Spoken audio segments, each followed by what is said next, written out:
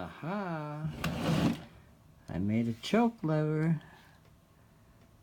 I bolted a bracket, made it up out of a piece of junk, and I've got a push rod or a clevis running up to the choke lever in there.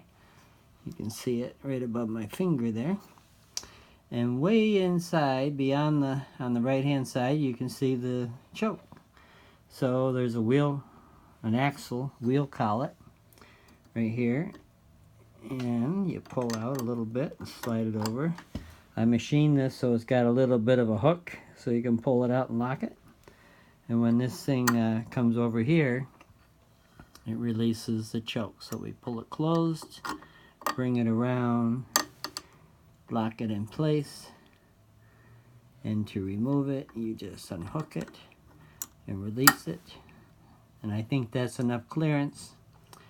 If that's not enough clearance for the venturi of the carb to suck clean air, I will open this hole up right here and let this pop all the way through, and that'll let the choke lever move away further. So I am ready to rock and roll with this engine tomorrow, and I've got a way to choke it while I hold the electric starter on to help prime it without having a second person's hands to hold my choke closed. Pretty cool.